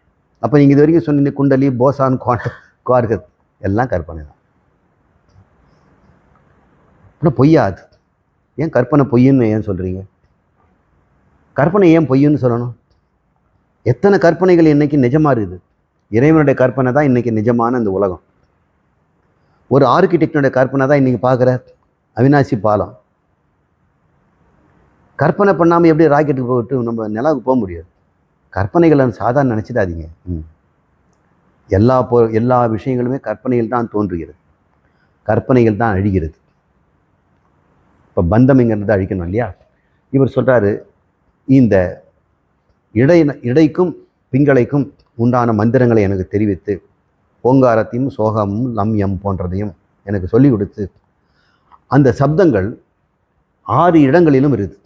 மூலாதாரம், சுவாதிஷ்டானம் போன்ற 6 ஆதாரங்களிலும் அதுக்குண்டான மந்திரங்களும் இருக்குது, சப்தங்களும் இருக்குது. இந்த சப்தங்களை எல்லாம் எனக்கு சொல்லிக் கொடுத்து, இதெல்லாம் நீங்கள் குருநாதர்கிட்ட கேட்டுக்கணும். அவங்க சொல்லுவாங்க லம், யம், ஹம், ரம், ஷம், ஓம் அப்படின்னு முடிப்பாங்க. இந்த சப்தங்கள் ஒவ்வொரு ஆதாரத்துக்கும் ஒரு அடையாளம் கொடுத்துருக்குறாங்க. சார் இதை மாற்றி சொல்லிட்டேன் என்ன ஆகும்? மாற்றி சொன்னாக்க தினமும் மாற்றிக்கிட்டே இருக்காது, அதையே வச்சுக்க. அவர் சொல்லார், சார் நான் ஆர்டர் மாற்றிட்டேன், கவலைப்படாத. 6 ஆதாரங்களும் கற்பனை தான், அதுக்கு கொடுக்கப்பட்ட பெயர்களும் கற்பனை தான், அது இத்தனை இதழ்கள் இருக்குது, இத்தனை நிறம் இருக்குதுங்கிறத கற்பனை தான். ஏன் இது கற்பனை? நீ திடந்து இந்த கற்பனையை நீ செய்யணும், மாற்றிட்டே இருக்கக்கூடாது. அதனால் மாற்றாமல் அந்த கற்பனையை ஒரே மாதிரி செய்வதற்காக ஒரு திட்டம் வகுத்து கொடுத்துருக்குறாங்க. ஒரு குருநாதர் சொல்வார், என்கிட்ட வந்தீங்கன்னா உனக்கு ஒரு மாதிரி சொல்லுவேன், எங்களுக்கு ஒரு மாதிரி சொல்லுவேன், ஆனால் நீங்கள் மாற்றிடக்கூடாது. இப்படி மாற்றாமல் ஒவ்வொரு ஆதாரத்திற்கும் நிறம், இதழ்கள், சப்தம், அதுக்குண்டான தேவதை, இதை நினைத்து தியானம் பண்ணும் பொழுது மனம் அங்கே நிற்கும் இல்லையா?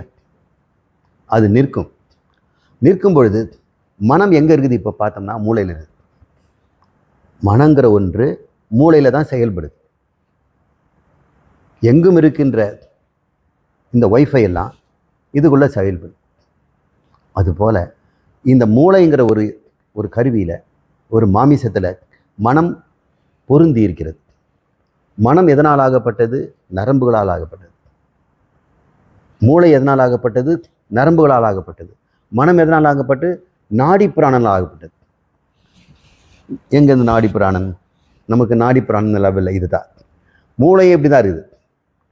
இதுவும் அதுவும் அந்யோன்யமாக ஒரிஜினல் நிழல் மாதிரி, முகமும் பிரதிபிம்பமும் மாதிரி பக்கத்திலே இருக்கிறோம். ஒருவேளை மனசில் நீங்கள் எதையாவது நினச்சி அதையே மறக்காமல் இருந்தீங்கன்னா மூளையிலையும் அது இருக்கும் இல்லையா? மூளையில் பெரிய மாற்றம் ஏற்படும். இந்த 6 ஆதாரத்திற்கும் வேண்டிய இருப்பிடம் மூளையிலும் இருக்குது. ஒவ்வொரு 6 ஆதாரங்களும் ஒரு முக்கியமான காரியத்தை செய்து ஜீரணம் பண்ணலாம், இனவிருத்தி பண்ணலாம், யோசனைகளை பண்ணலாம், கருவிகளை இயக்கலாம், எத்தனையும் செய்யுது. அது அத்தனையும் 6 ஆதாரங்கள் இருக்குது. ஏன்னா அது நரம்பில் இருக்கக்கூடிய அந்த சுழுமுனைங்கிற 6 ஆதாரத்துலேயும் நம்முடைய தலையிலேருந்து உச்சந்தலையிலேருந்து போகின்ற அந்த கண்டு வடத்துலேயும் இரண்டும் ஒன்றோட ஒன்று இருக்குது. 6 ஆதாரம் அதில் இருக்குன்னா இதுலேயும் இருக்கும் இல்லையா? நீ ஆதாரத்தை கவனம் செய்தால் இந்த தண்டு வடத்துலேயும் அந்த மாற்றத்தை ஏற்படுத்தலாம் இல்லையா? அப்போ தண்டு வடம் என்ன பண்ணுது? முதுகு தண்டில் வர்றது, வெளியே நரம்புகளெல்லாம் விட்டு ஒவ்வொரு உறுப்பையும் கண்ட்ரோல் பண்ணுது. முக்கியமான லூம்பார்னு சொல்லக்கூடிய இடத்துலேருந்து கால் முழுக்க பெரிய நரம்புகள்லாம் போகுது, வேகஸ் நரம்புங்கிறாங்க. அங்கே அழுத்தம் வந்துருச்சுன்னா கால் வலிக்கும். சில பேர் கால் எதுக்கு வலிக்குன்னே தெரியாது, வீக்கம் இருக்காது, ஒன்றும் இருக்காது, ஆனால் வலியாக வலிக்கும். அது காரணம் முதுகெலும்பு, அந்த நரம்பு. மனசில் ஆதாரங்களை சுத்தம் பண்ணிட்டோம்னா, மனசில் ஆதாரத்தை நம்ம தெய்வத்தோடு ஒப்படைச்சிட்டோம்னா நம்முடைய மூளையிலும் அதற்குரிய இடத்துல மாற்றங்கள் ஏற்படும். இது பேர் நியூரோ பிளாஸ்டிசிட்டின்னு பேர். மூளை மாறவே மாறாதுன்னு நினச்சிட்டு இருந்தாங்க சயின்டிஸ்ட். மூளையின் நரம்புகள் எப்படி பிறக்கும்போது இருக்குதோ அப்படியே தான் உள்ளே இருக்கும். நரம்புகளில் உள்ளுக்குள்ளே நரம்புகள்னால் நரம்பு செல்கள், நியூரான்ஸ். ஆனால் இப்போ சொல்கிறாங்க அது தினமும் மாறிக்கிட்டே இருக்குது, புதுசாக கிளவிடுது. நீங்கள் புதுசாக கற்றுக்க அது ஜாயின் மட்டும் புது ஜாயின் இருக்குது. நீங்கள் ஏதாவது மறக்கணும்னு நினச்சி செய்தீங்கன்னா அது மறக்கும்போது புதிய கனெக்ஷன்லாம் அழிச்சிடுது. இப்போ நரம்பு மண்டலம் மாறிக்கிட்டே இருக்குது, புதுசாக மாறுது. அதனால் வயோதிகர்கள் எல்லாம் இந்த வீடியோ கேம் ஆடுங்கிறாங்க சயின்டிஸ்ட்டுங்க. அப்போ தான் மூளைக்கு பிரிஸ்காக இருக்கும், இல்லைன்னா அவங்களுடைய சோர்வு வந்துடும். வீடியோ கேம் ஆடிக்கிட்டே இருக்கும், உற்சாகமாக இருக்கும், ஒரு டார்கெட் இருக்கும், அதை செய்யணுங்கிற ஒரு, அப்போ மூளை உயிரோட்டமாக இருக்கும். இல்லைன்னா செலினிட்டின்னு சொல்லக்கூடியதும் அல்ஷைமர்னு சொல்லக்கூடிய வயோதிகத்தினால் புண்ணு வரும். இந்த ஆதாரங்களை நாம் மனதால் நினைவுபடுத்திட்டால் மூளையிலும் அதுக்குண்டான மாற்றங்களை உண்டாக்கிடும். அப்போ யோகாசனம் போன்ற போதும் ஆதாரங்களை குறிவைத்து தான் அவங்க யோகாசனம் செய்கிறாங்க. அப்போது யோகாசனம் செய்யும்போது ஆதாரங்கள் சரியாகும் பொழுது நம்ம உடம்பும் அதோடு சேர்ந்து நரம்பு மண்டலமும் சரியாகிறது. இப்படின்னு உடம்புக்கும் உள்ளத்துக்கும் ஒரு மருந்தாக இந்த யோகம் இருக்குது. இந்த உடலும் உள்ளமும் இருந்தால் தானே ஞானம் கிடைக்கும். இந்த உடம்பும் உள்ளமும் என்னமே ரோதனை கொடுத்ததுன்னா நம்ம எப்படி ஞானம் பெற முடியும்? அதனால் இந்த ஔவையாருடைய பாடலில் நமக்கு ரெண்டுமே இருக்குது, உடம்புக்கும் உள்ளத்திற்கும் ஞானத்திற்கும் கருவூலமாக இந்த பாடல் இருக்கிறது. அந்த இடையும் பிங்களையும் சொல்லக்கூடிய நரம்புகளை, அந்நாடிகளை சுழுமனை என்பதில் சேர்க்கின்ற முறையும் எனக்கு கற்றுக் கொடுத்தாங்க. கடைசியில் கடையில் சுழுமுனையின் கபாலம் இங்கே எங்கே முடிகிறது அப்படின்னு பாருங்க. யாருக்கெல்லாம் இந்த குண்டலினி பயிற்சினால் இந்த சக்தி ஓட்டம் சலனம் தடையில்லாமல் இந்த சுழுமுனையில் ஓடுதோ அவங்க மன அமைதியில் இருப்பாங்க. அவங்களுக்கு கர்வம் இருக்காது, கருணை இருக்கும். அவங்களுக்கு சர்வ வல்லமை இருக்கிறதுனால யாரையும் தண்டிக்க மாட்டாங்க. கொஞ்சம் கம்மியாக இருக்கிறவன் தான் மற்றவங்களை துன்புறுத்திக்கிட்டே இருப்பான். ஒரு பெரிய சுமோ ஃபைட்டர், அவருடைய உடம்பு 120 கிலோ, 6 அடி 6 அங்குலம். ஓமகுச்சின்னு ஒருத்தர் தான் நடிகர். அவங்ககிட்ட ஒரியா ஒண்டிக்கு ஒண்டி அப்படி சண்டை போட்டான் என்ன சொல்லுவான்? சிரிப்பான், போடா 2 அடி அடிச்சுட்டு போயிட்டு வலிக்குதே அப்படின்வான். அவன் பார்த்தியா சும்மா வர அடிச்சிட்டேன். எவன்கிட்ட அபார சக்தி இருக்குதோ அவங்ககிட்ட கருணை அதிகமாக இருக்கு. அவங்க மேலே குழந்தைங்கள்லாம் விளையாடும். தயானந்த சரஸ்வதி ஒரு முறை சொன்னார், ஒரு பெரிய மோட்டா சிங் இருந்தாராம். அவர் ஆரம்ப காலத்தில் குஸ்தி தோக்கடிக்கவே முடியாது, எந்த குஸ்திலையும் அவர் மடக்கிடுவார். அவர் அந்த அவருடைய ஆசிரமத்தில் ஒரு சன்னியாசி ஆகிட்டார். இடுப்பில் கோவணம் கட்டிகிட்டு இருப்பார், பரந்த மார்பு, திரண்ட தோள்கள், பெரிய வயிறு, மலை மாறி தொடைகள். அவர் படுத்துட்டு இருப்பார். பெரிய சிங்கம் ஒன்று குகையில் படுத்துட்டு இருக்கிற மாதிரி இருக்குமா. அது மேலே சின்ன குழந்தைங்க சறுக்கு விளையாடும். அவர் விளையாடுப்பார். சின்ன சின்ன குழந்தைங்களாம் மேலே ஏறி உட்காந்துக்கிட்டு, அவர் தாடியை பின்னல் போட்டுக்கிட்டு, கழுத்தில் ஏறி உட்காந்துக்கிட்டு குதிச்சு, தொப்பையில் ஏறி குதிச்சு. யாரால் முடியும்? யார் குண்டலினி சக்தியை முழுதுமாக திரட்டி உடம்பிலும் பாய்ச்சி கொண்டிருக்கிறானோ அவன் உடம்பிலிருந்தும் உள்ளத்திலிருந்தும் சொல்ல முடியாத அளவுக்கு கருணை பாயும். அவன் யாருக்கும் துன்புறுத்தவே மாட்டான். அப்படிப்பட்ட நிலையை தான் அதுக்கு அடையாளம். அந்த சுடுமுனையில் இந்த சென்று போகும்போது சலனம் சக்தி சலனம்னு சொல்லுவாங்க. இந்த சக்தி சலனம் சர்வசாதாரணமாக அவர்கிட்ட போயிட்டு இருக்கு. எப்போ இந்த சக்தி சலனம் தடைப்பட்டு போகுது? 3 கிரந்திகள்னு சொன்னோம். பிரம்ம கிரந்தி, விஷ்ணு கிரந்தி, ருத்ர கிரந்தி. அந்த படத்தில் பார்ப்போமா? இந்த ஒன்று பிரம்ம கிரந்தி, இது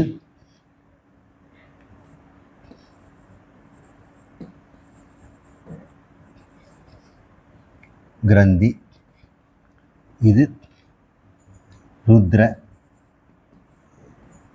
கிரந்தி. இதுதான் தடைபட்டிருக்கு. இதை தொலைக்கிறதுக்கு தான் நம்ம பந்தனம்னு சொல்லக்கூடிய மூலபந்தனம், அதுக்கு இந்த கருவாயை மூடி திறக்கிறதெல்லாம் சொல்லி கொடுத்தோம். அதுக்கப்புறம் இந்த இருக்கிறது உடியான பந்தனம், இங்கே இருக்குது ஜாலாந்தர பந்தனம். இந்த 3 பந்தனங்களும் யாருக்கு திறந்துடுச்சோ சக்தி சலனம் ரொம்ப சுலபமாக போகும். இல்லைன்னா அது வந்து ஒன்று ஒரு கேட்டு, 3 டோல் கேட் இருந்ததுன்னா டிராஃபிக் எப்படி இருக்கும்? இப்போ டோல்கேட்லாம் எடுத்துட்டாச்சு, தாராளமாக வாகனங்கள் போக்குவரத்து செய்யுது. இந்த தான் அவங்க ஔவையார் சொல்கிறாங்க, இந்த 3 தலங்களையும் முட்டிய தூணை பின்னாடி சொல்லுவாங்க, இதை பார்த்து வச்சுக்கோங்க. சுழுமுனையில் கபாலமும் காட்டி. யார் ஒருவருக்கு இந்த சக்தி சலனம் சீர்பட்டுடுச்சோ அவங்களுக்கு கபாலம் எப்பொழுதுமே ஒரு உணர்வு இருக்கும்.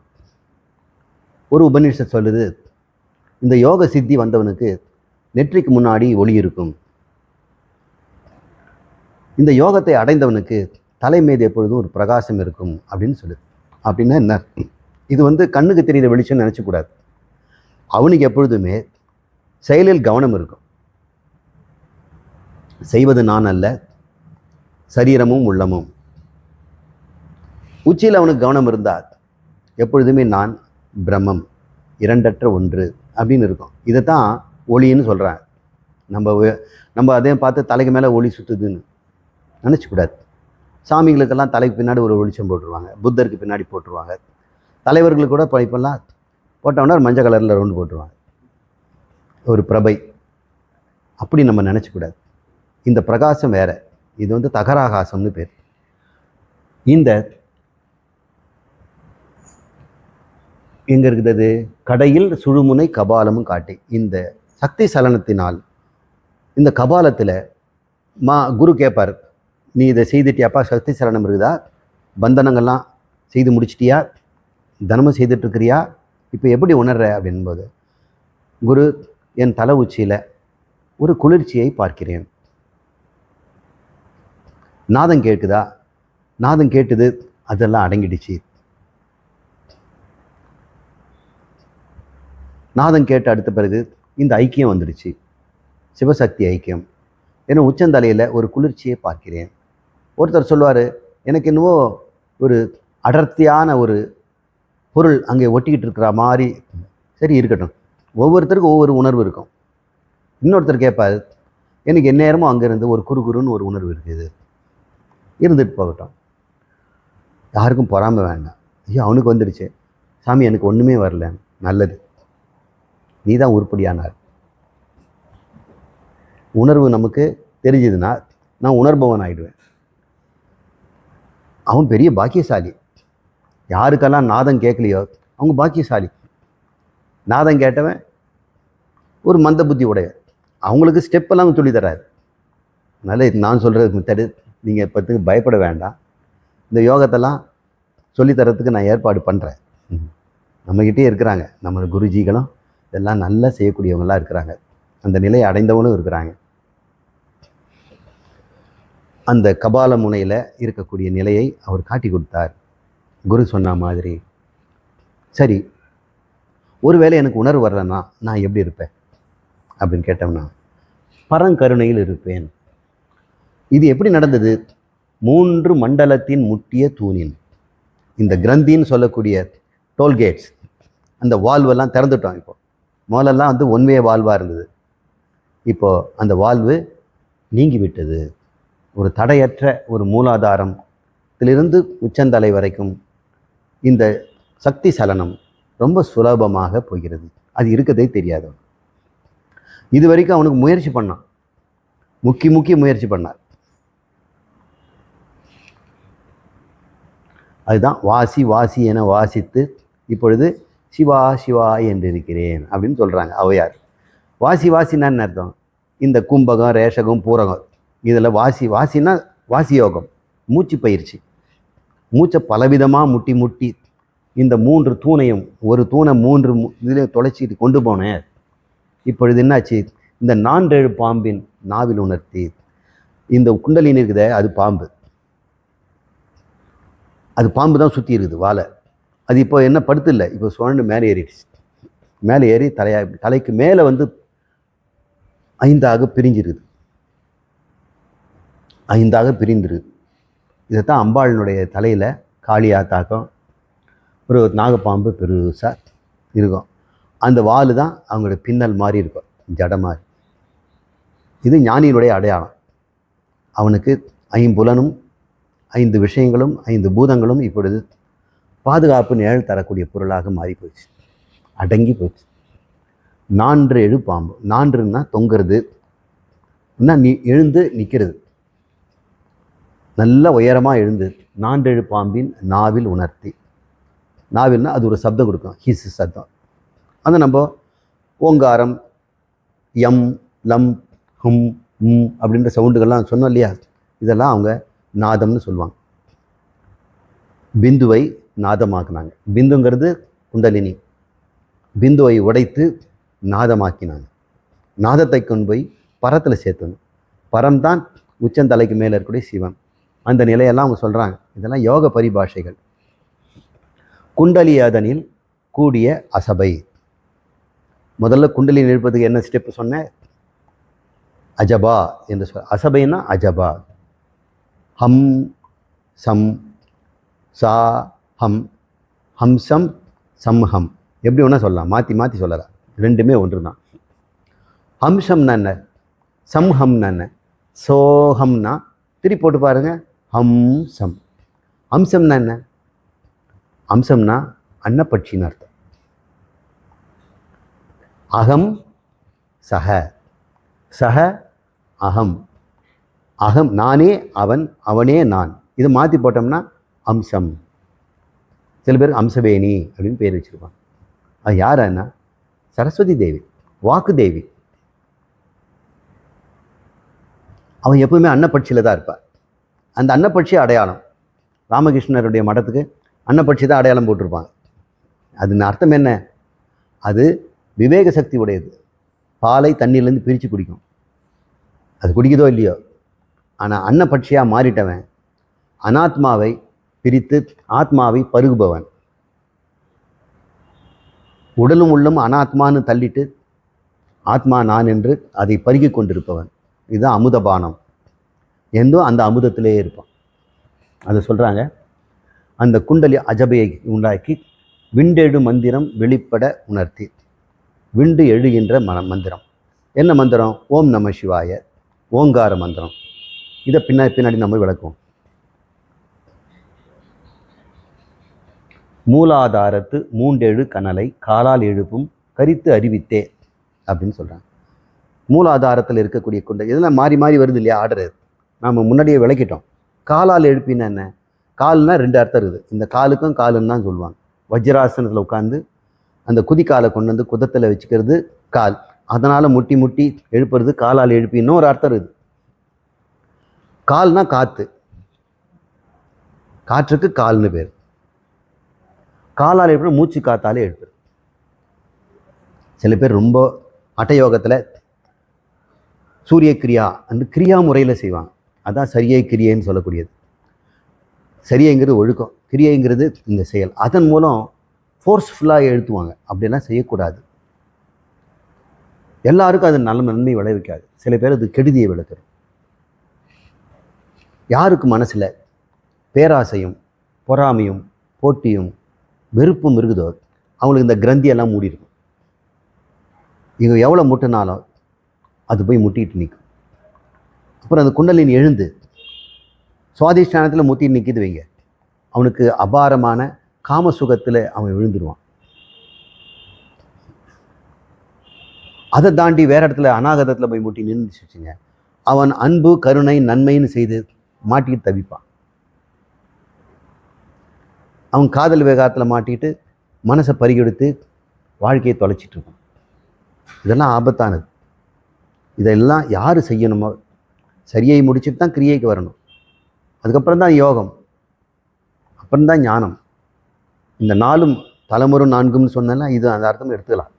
இப்படி புரிஞ்சுக்கிட்டு மூலாதாரத்தில் இருக்கின்ற அந்த கனலை, அந்த குண்டலினியை அக்னி என்று சொல்லக்கூடிய அக்னி மண்டலத்தையில் புரட்டி வாயுவாக்கி பிராணனாக்கி அதை மேலே இருக்கக்கூடிய ஆதித்ய மண்டலம், எங்கே நம்ம விஷ்ணு மண்டலம்னு சொல்கிறோம் இல்லையா, அது ஆதித்ய மண்டலம். அதுக்கு மேலே சந்திர மண்டலம். அக்னி மண்டலம், ஆதித்ய மண்டலம், சந்திர மண்டலம். இது ஞாபகம் வச்சுக்கோங்க. மூலாதாரத்து 3 அடுக்கணலை காலால் எழுப்பும் கருத்து. அந்த டெக்னிக் எனக்கு கற்றுக் கொடுத்துருக்க. அமுத நிலையும் ஆதித்யன் இயக்கமும். அமுதம்னா இந்த சகசராத்திலும் கிடைக்கின்ற ஒரு சுகம். அது தனித்திருக்கின்ற சும்மா இருக்கின்ற சுகம். சும்மா இருக்கின்ற ஒரு சுகம். சுகம்னா என்ன? பூரண நிம்மதி, பூர்ண ஆனந்தம், குறைவற்ற நிறைவு. அதுதான் அவங்க சொல்கிறாங்க அமுத நிலை. அமுத நிலை. இதுக்கு மேலே என்னங்க வேணும்? ஒரு வேளை அவனுக்கு நாக்கில் உள்நாக்கிலேருந்து ஒரு அமுதம் சொட்டுதுன்னு வைங்க. யாரோ சொல்கிறாங்க யோகிகள்லாம், அது சொட்டி அப்படியே தித்திக்குது உடம்புன்னு. உனக்கு என்ன கிடைக்கும்? அப்புறம் எவ்வளோ நேரம் இருக்கும் அந்த தித்திப்பு? உகட்டிடும், திகட்டிடும், போது நிறுத்தும்போம். கிசுகிசு மூட்டுறோம் குழந்தைங்களே, ஆனந்தமாக இருக்குது. அப்புறம் கொஞ்ச நேரத்தில் கண்ணி விடு விடுன்னு கத்தோம். எந்த ஒரு கிளுகிழுப்பும் உணர்ச்சியும் அதிகமாகிடுச்சுன்னா அது வேதனையாகிடும். இந்த அமுதம் அப்படி இல்லை. இது வேதனையே தராது. அது பரம சுகம், அது பரம திருப்தி. இதை தப்பாக புரிஞ்சுக்கிட்டு அமுதங்கிறத பிளிஸ்ன்னு நினச்சிட்டான். கேபிட்டல் BLIS போகிறேன். ஸ்மால் பிளிஸ்ஸுங்கிறது நம்ம சாதாரணமாக இருக்குதான். இறைவனாக இருந்தால் கேபிட்டல் B போட்டுருவான், அப்படி சொல்லுவாங்க. இதெல்லாம் அட்டர் நான்சென்ஸ். அமுத நிலைங்கிறது ஏதோ உள்நாக்கில் இருந்து சொட்டக்கூடிய அமுதம்னு நினச்சிட்டு இருக்காது. அது தேஜ முத்து மாறி ஞானத்தினால் உண்டான ஒரு அழியாத நிலை. அமுதம்னா என்ன? அமிர்தம். தமிழ அமுதம். மிருத் என்றால் மரணம், அமிர்தம் என்றால் மரணமற்ற நிலை. மரணமற்ற நிலைன்னா பயமற்ற நிலை, இரண்டற்ற நிலை, கேவல நிலை. அது பேர் தனி நிலைன்னு பேர். நான் என்கிற உணர்வுக்கே எல்லாருக்கும் அது எப்படிப்பட்டது அப்படின்னு கொஞ்சம் யோசனை பண்ணி பாரு. இதை மட்டும் சொல்லிவிட்டு இன்றைக்கி நம்ம நிறைவு செய்வோம். அதுக்கப்புறம் குமுத சகாயனுக்கு போவோம். அவன் யார்? நிலா. குமுத சகாயங்கிறவன் நிலா. குமுதத்துக்கு சகாயம் பண்ணுறவன். குமுதம் யார்? அல்லி. அல்லி மலருக்கு நிலா தான். தாமரை மலருக்கு சூரியன், ஆதித்ய மண்டலம் அவர். குமுத சகாயம் சந்திர மண்டலம். சந்திர மண்டலம் போயிடுவோம். இப்போது அடுத்த கிளாஸில் சந்திர மண்டலம் போவோம். அமுத நிலை அப்படிங்கிறத நான் இப்போ சொல்கிறேன். இதுதான் உண்மை. இதுக்கு மேலே உண்மை கிடையாது. ஒரு கால் ஒருவனுக்கு யோகிகள் சொல்லுது மாதிரி அமுதமே கொட்டினா கூட அது ஒரு நாள் நின்று போகும். அரை மணி நேரம் இருக்கலாம், 1 மணி நேரம் இருக்கலாம். அதுக்கப்புறம் நீ என்ன பண்ணுவேன்? அடுத்த வேலைக்கு போவேன். அந்த மாதிரி தோன்றி மறைகின்ற உணர்வு அல்ல. கடவுளோடு கலந்த உணர்வு, தோன்றி மறைந்த உணர்வு அல்ல. தோன்றி மறைகிறதெல்லாம் சம்சாரம். அனுபவங்கள் எல்லாம் சம்சாரம். அனுபவத்தில் எது அனுபவித்தாலும் அது திகட்டிடும். எவ்வளோ நேரம் உன்னால் அனுபவிக்க முடியாது. நீங்கள் அனுபவிச்சதெல்லாம் நினைவில் தான் இருக்குது. இந்த அமுதம்ங்கிறது அமிர்தம்ன்ற பொருள், இரவா நிலை. அந்த நிலையும் ஆதித்தன் இயக்கமும் அப்படின்னு அவங்க சொல்கிறாங்க. அப்புறம் குமுத சகாயம் அதோடு சேர்த்துக்கணும். ஆதித்யன் இயக்கம், ஆதித்யன் இயக்கம், குமுத சகாயம், இடைச்சக்கரம், உடற்சக்கரம், சண்முகத்தூலம், சதுர்முக சூக்குமம் அப்படிங்கிறதெல்லாம் அடுத்த வகுப்பில் உங்களுக்கு நான் தெளிவாக சொல்லித்தரேன். அது எண்முகமாகன நியூமரிக்கலி அப்படின்ற லிஸ்ட்டு போட்டு சொல்லிக் கொடுக்குறது. இத்தனை இருக்குது லிஸ்ட்டு போடுறது தான் எண்முகம். இந்த பேர் 2 சொல்லியில் 3 எண்களால் குறிப்பிட்டு தத்துவங்களை 24 தத்துவம், 36 தத்துவம், 5 தத்துவம் அப்படின்னு எனக்கு தத்துவங்களை நம்பர் போட்டு புட்டு புட்டு வச்சாரே. அது எல்லாம் சொல்கிறார். உடற்சக்கரம், உறுப்பு, சண்முகத்தூலம், சதுர்முக சூக்ஷ்மம், 6 விதமான ஸ்தூலமும் 4 விதமான சூக்ஷ்மமும், இடைச்சக்கரத்தில் இருக்கக்கூடிய 16 இதழ்கள். இதுதான் இடைச்சக்கரம். இங்கே விசுத்தியில் இருக்கக்கூடிய அந்த சக்கரத்துக்கு 16 இதழ்கள்ன்றாங்க. அது ஈரட்டு நிலையும் ஆதித்யன் என்று சொல்லக்கூடிய இந்த மார்பு பகுதியும், இங்கே முகத்தில் இருக்கக்கூடிய சந்திர பண்டலமும் என்னங்கிறத நம்ம அடுத்த வகுப்பில் நம்ம பார்ப்போம். பூர்ணமிதம் பூர்ணாத் பூர்ணமுதச்யதே பூர்ணஸ்ய பூர்ணம் ஆதாய பூர்ணம் ஏவாவசிஷ்யதே. ஓம் சாந்தி சாந்தி சாந்தி. ஹரி ஓம். ஸ்ரீ குருப்யோ நமः.